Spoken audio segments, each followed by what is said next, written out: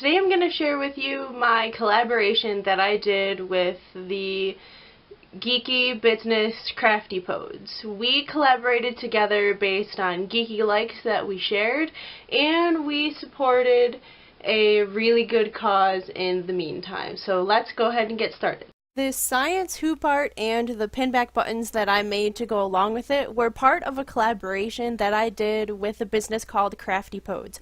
If you want to read this case study and see the pictures, you can find it on my website at normalnotfound.com, and if you go to custom work case studies right here, you'll be able to find it. I worked with Kelly from Craftypodes on this project, and we really wanted to put both of our science heads together to not only geek out about science that we love, but we also wanted to benefit an organization that we felt would work really well with the subjects that we were looking at. So we looked at a STEM group which works with science, technology, engineering, and math. And we wanted to work with one that works with girls, because we're both girls and we really love science, and we wanted to make sure that we were going to benefit a organization that was going to help them. So we worked with the Science Club for Girls, and what Kelly did was she really wanted to work with this cross-stitch pattern. It came in black and white, and she added the colors, and they work really well together because the green of the chemical in the beaker, along with the blue and purple of the DNA helix, and everything worked really well together. We decided on the colors, and then after the hoop was done, then we brainstormed as far as what we were going to do as far as the pinback buttons went. And we decided that we wanted to work with quotes from women in science.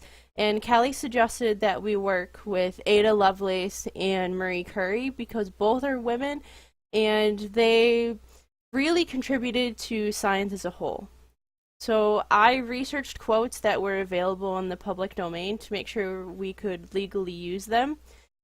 And I worked with the quotes that I found, and then I put something in the background to make it a little more exciting to work with.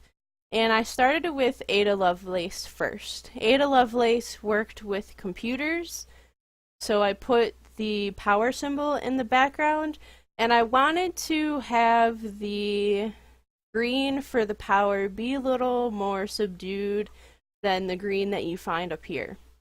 And the reason that is because I wanted the hoop art to really pop, and then I wanted to make sure that you had to come close in order to read the quotes and to see who they were. Because as you'll see later, you have to look up close to see who the quotes originated from. And the quote that I decided for Ada Lovelace was, "Labor is its own reward." And this was the Lovelace family motto, and it really worked out as far as Ada Lovelace went, because she worked really hard to make sure that the work that she did well, and that's personally one of my favorite quotes. And I felt, as far as when it comes to science, you really do the science because you love it. I mean, let's be honest. If you know any scientist, or if you've done any science yourself, you know that you have to do it over and over and over and over and over and over and over again in order to find the result that you're looking for, or just to study what it is that you're looking at. So you really have to love the labor in and of itself in order to work with science. As far as Marie Curie went, I went with the radioactive symbol in the background. And again, I wanted to use more muted colors, so that way the green from the chemical in the vial and the red would stand out a lot more. And I also wanted to make sure that the quote in the white text would be able to be legible as well. So I looked at the quote, "Nothing is to be feared, it is only to be understood." And I worked with Marie Curie on this because I really wanted to attribute this button to the sacrifice that she made to the community. This quote is often attributed to Marie Curie when she found out that she had cancer, and at that point I'm not really sure if she knew that she was dying because of the work that she did, but we know that now, and I wanted to make sure that this would be a testament to her. When it comes to showing who the quotes were contributed to, I put them on the rim of the button, because if they were going to be on the face of the button, they would take up space, and they would really be out of place, because when it comes to pinback buttons and delighting those that share the geeky love, you're not really in it for the person's name unless you're working with their face. If you're working with the quote and you're familiar with the person who said it, you're gonna know who said it.